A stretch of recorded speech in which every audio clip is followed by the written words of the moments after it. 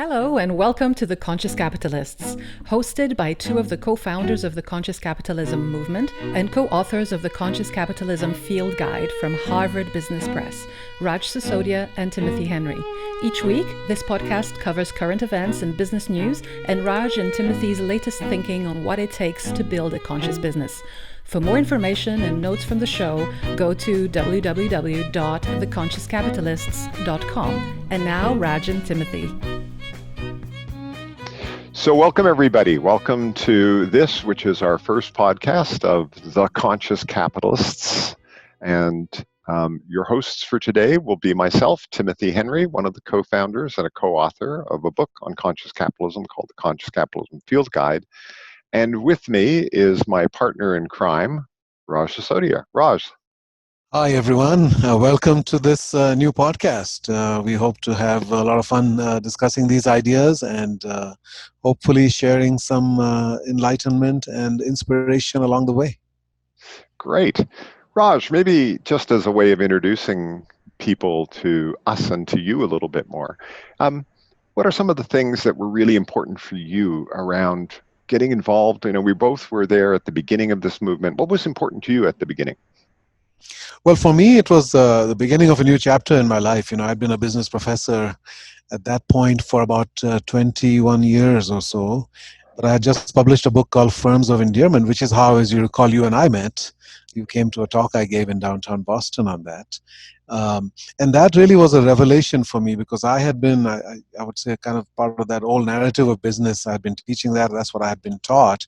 You know, we're all kind of market warriors in a way, just out there trying to capture market share and maximize profits and, defeat our competitors and all of that mindset. And then this book, Firms of Endearment, really opened my eyes to another way of being, that businesses that operate with purpose, with love, with compassion, inclusiveness, caring, etc., are dramatically more successful while they are spreading tremendous amounts of well-being, which is very important.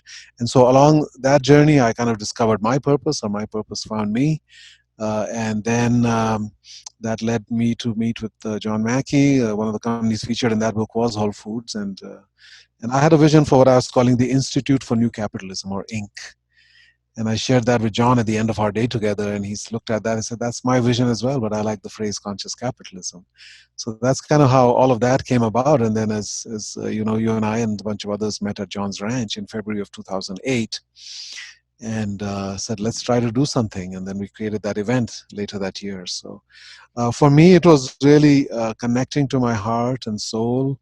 When it came to my work. Before that, I had only been sort of intellectually engaged in it. And for the first time, I experienced tears of joy connected to my work, where previously I might have experienced a lot of frustration and anger. But I said, wow, this is something that speaks to me. I love it. I love the way you put it. I can relate totally to two things that you said. One is that it was a turning point in my career. It was at a point, I'd been a consultant at that point for a good on 20 plus years. And I remember when I first left university at Oxford in England in the mid 80s, I said, I'm going to go live in the belly of the beast for a while because I understood that there was something going on in this thing called business. And yet at the same time, there was a really bad perception of business not being a force for good in the world. And I thought there's got to be a better way. And, I started off my career as a consultant and got a lot of exposure to a lot of businesses and began to see that there was a better way. But only a very few set of selected companies seemed to get it. And so it was really great when you and I remember having lunch at Bentley College and you saying, well, there's this retreat going on in a week or so at this guy John Mackey's ranch. Do you want to come? And I was like, yeah, absolutely. And so that was great. And then, the second piece, connecting it to purpose, to me, it's really important at some level. Part of my purpose is how do we create and catalyze organizations and leaders that are as human as the people that work in them. And, for me, conscious capitalism and the pillars that we have really articulate what that begins to look like at a practical level. And hence why you and I co-authored the book on the Field Guide, is starting to lay out how people actually might do that stuff. So I love it. It's hard to believe that was February 2008. Yeah. So yeah, a lot of synchronicities I think happened. I'm a big believer that there are ideas that are floating around and they're looking for a place to land. And Yeah, I think this was something that was meant to emerge. And I think we, and others were yeah, sort of the carriers in a way. We were entrusted with that mission to bring that to the world. And I think if I reflect on the last year, even before the current crisis, 2019 felt like a bit of a tipping point year. mm, Kind of our Berlin Wall moment, 30 years, almost 30 years to the day after the Berlin mm, Wall yeah, came down, which marked a new chapter in our human history. I think 2019 could have been that moment in the evolution of business. yeah, Because the Business Roundtable in the U.S. issued a new statement about the purpose of business after decades of yeah, only focusing on economic value. And then, of yeah, course, Davos had their Davos Declaration in December about stakeholder capitalism. So I think yeah. our ideas, which seemed radical at a time, at one point, are becoming mainstream, and soon they might become obvious to people. Yeah. And say, like, well, yeah, why not? Why? How could you not do this? So Well, it's funny you bring up the Berlin Wall because this in 2019 in September, you may recall we had the Conscious Capitalism Europe summit, mhm. and after the summit was over, I had the opportunity to run a workshop the next day based on our book. Now, this will date me, but I was in Berlin the weekend the Mm. wall fell. So I Wow. remember being there with the Yeah. crowds, a million Mm. people coming into West Berlin that weekend, mass incredible party and everything. But what was really weird was that here I was, September 2019, um, giving a workshop on conscious capitalism in the former headquarters of the East German Communist Party in Berlin. Wow. And that gave me goosebumps. That's what we're trying to do with this podcast is we're going to try to make this contemporary in the sense that at least initially every 2 weeks we'll get together and we'll talk about something that's in the news that's relevant and some of our thinking on some of the various tenets of conscious capitalism and how they're being applied well or maybe not so well where there's room for improvement. So I think that's what we're going to be trying to do over the next few months with this podcast. And Raj, is there, as you think about that, what comes to your mind is what do you think is important for us to convey in these short, sweet moments of connecting with people? Well, I would say that we're calling it the conscious capitalist, and I think we're both optimists, but we're also realists. We recognize the damage that has been done, what needs to change, but we also believe in the fact that human consciousness is rising, that we are infinitely adaptable and creative, and deep down we are caring and compassionate, and all of that has to be awakened. And when we do all of that, there's nothing we cannot achieve, and business is the instrument of change in society. Governments obviously have an important role. Nonprofits do noble work, but unless we turn around the world of business, it's almost like we've got a leaky boat and we keep pouring more water, but it's still leaking. We have to stop the leak. So business cannot be adding to the problems that nonprofits and governments have to deal with. We have to actually be part of the solution. And so I think that's what we're going to explore, these extraordinarily moving, touching, inspiring stories of businesses and what they do for people, for communities, for the future, for the environment, all of that. And really hope to then trigger a sort of a process of change in our listeners and in the businesses that they run. I think we're trying to start sort of a positive virus here, infecting people with hope and inspiration, and as we did in our books, a very practical way about how do you do Yeah, this. yeah, Increasingly, I think we're entering the realm of not whether to do this, but how to do it. mm, Although we will still talk about why it's important to adopt these principles, but also yeah. we will be talking about how do you actually put them into practice. Well, I love that. Well, maybe we should begin with talking a little bit about what those four principles are. That'll be maybe the last piece that we do in this podcast. And there's four pillars of conscious capitalism around purpose, stakeholder, culture, and leadership. Raj, maybe you start with maybe talking a little bit about purpose. Sure. So I think if you again look at why those four, it really addresses the four fundamental questions you would want to ask about anything. It's like why, what, who, and how. right? Now, there was a lower consciousness answer to each of those in the past. Why does a business exist? To make money, right? What do we do? We basically generate returns for our shareholders, right? And for that, we have to serve customers. Who are we? We are leaders who get the job done and realize or achieve the numbers. And then how do we operate? It's all about numbers, efficiency, productivity, and so forth. But today, with higher consciousness, we have different answers for those. So starting with why. Businesses have to be profitable to make money, but profit is not the purpose. The purpose of the business is to do something to find a profitable solution to the world's problems. That's really the purpose. And to do that, each of us in our own unique way. Our friend Ed Freeman, who is the father of stakeholder theory, uses the analogy of red blood cells. We all need red blood cells in order to survive, but that doesn't make the purpose of our life to produce as many red blood cells as possible. And likewise, businesses need profits to sustain and to actually exist and survive. But that is not the purpose. Profits are one of the outcomes and one of the enabling outcomes that enables the company to continue to realize its purpose and do so at scale. Right? The more you grow, the more you evolve. When Whole Foods started, they could only achieve their purpose, in that one tiny community in Austin. But today, it's 20 billion, close to $20 billion revenues and 110,000 employees and 20, 30 million customers, right? So their purpose is being achieved at a much higher level. Higher scale. I love it. The second principle is one that's we call stakeholder orientation. And when we think about stakeholder orientation, you referred to Ed Friedman as sort of the father of the whole idea of stakeholders. And fundamental to that idea are a couple of things. One, that you're focused on long-term relational connections to your stakeholders rather than short-term transactional ones. So there's this sense of short-term versus long-term relationship building versus transactional.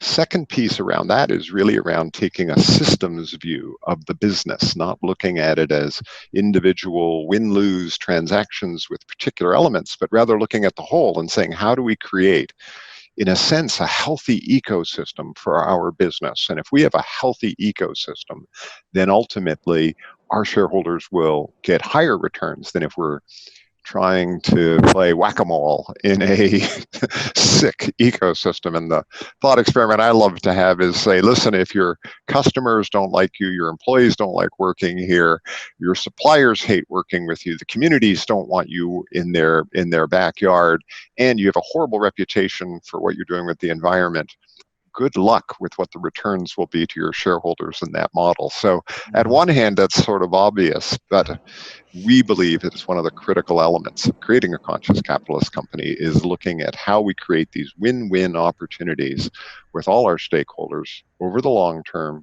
in a relational framework rather than a transactional framework. Mm-hmm. And then you start to see how these things are connected, right? Because one of the things that binds the stakeholders together and to the enterprise is a sense of shared purpose and shared values, right? So that kind of becomes the glue that holds all of them together, and it aligns them together. So now, without a purpose, your stakeholders would literally be at cross purposes. If you don't have a shared purpose, right? So the CEO said, I want to maximize profits, and employees would essentially say, I want to maximize my profits, which means get paid as much as possible and work as little as possible. And customers want to maximize their profits, which means get the lowest price every time and not have any loyalty to any one company. Suppliers want to maximize their margins, which means cut corners where they can. And society wants to tax you as much as possible. So everybody becomes a taker from the system. Right? And if every participant in the system becomes a taker, that system will eventually bleed and die. Right? Whereas when you have shared purpose and values, everybody becomes a giver. And I think one of our principles is, in order to win, we all have to give. And the more we give, the more we receive. And that's really kind of the magic of this way of being in business. And I also think it's really interesting that when I get into a dialogue with an executive team around, how are you making purpose matter? One of the first things I ask is, how are you living your purpose with your stakeholders? So how does that manifest itself with your employees? How does it manifest itself with your customers? And with the other stakeholders as well. So it's always interesting, if you want to make purpose be more than just a statement, but make it matter, you look at what's our relationship and how are we living this and making it matter with our stakeholders. Well, then that plays, like you say, into the third element, which is around culture. And maybe you want Right. to share your thoughts on that. So this addresses how do we do things, and how does it feel to work here, and how does it feel for our customers to be in our premises, and so forth, right? And again, if you look at traditional cultures, there's a lot of fear and stress inside most corporate cultures. We use the metaphor of carrots and sticks to Mm, incentivize people, give them a motivation to achieve something, or the yeah. fear of a punishment if they don't. And what animal belongs between a carrot and a stick? It's not a Oh, human wait a being. minute. An ass, no, a donkey. Yeah. Yeah, but the sad reality is that we've used that approach. That's kind of almost management 101, right? This is how we Yeah. get people to do Yeah. what we want them to do, right? But the fact is that cultures don't have to operate in that way. And we believe that cultures can be filled with love and care and trust. So we talk about trust and authenticity and caring and transparency and integrity and so forth as being the qualities of a conscious purpose, so that people don't say, thank God Yeah. it's Friday and I'm out of here. Right. Yeah. The reality is that heart attacks are 20% higher on Mondays, and people hate their Yeah. time at work. Globally, employee engagement is only 15%. So our Yeah. cultures, and as Peter Drucker, the famous management thinker, said, culture eats strategy for lunch. Right, and maybe it doesn't even wait. So culture is very important. It's an invisible thing, and yet most people don't even pay attention, and they get a culture which is typically toxic and filled with all kinds of sort of disharmonies within it. But when you get it right, it's magical. People love Yeah. being there. People love Yeah. going to work. They are inspired. They're creative. They are highly productive, right? And there's just a lot of mutual care, Yeah. and respect that I goes on loved there. the concept we used in the book about the volunteer premium. That in a sense, somebody comes to work, and if they're doing just the minimum amount of work so you can't fire them, okay, they came in, they did their job. All right, Yeah. congratulations, you get a paycheck. Mm. But then, if you really want people to be passionately engaged, you want their best thinking, you want them to care about what they're doing and about the business, that premium, I think we call the volunteer premium, because you can't pay them for that. That's something you've got to inspire and motivate people with. And when you get an organization where people do feel inspired and motivated, and they really care about the outcomes and what they're working on and about the people they're working with, and they feel cared for, then you get this volunteer premium, and that's what really drives the performance in the business versus somebody who's coming in and watching the clock. Right, exactly. The phrase I like is that human beings are not a resource, we're the source. But we don't have access to that unless we are operating in that mode, right? We feel cared Yeah. for, we have a sense of purpose, Yeah. etc. So culture is an incredibly powerful and Yeah. yet mostly neglected aspect of business. Well, then I think that plays into the fourth, which is around leadership. So often when I'm giving a talk on conscious capitalism, somebody will inevitably ask, what's the most, of all the pillars, what's the most important? Or what's the most important thing to actually executing as a conscious capitalist organization? And I say, well, there's three things that are really important. Number one is leadership. Number two is leadership. Number three is leadership.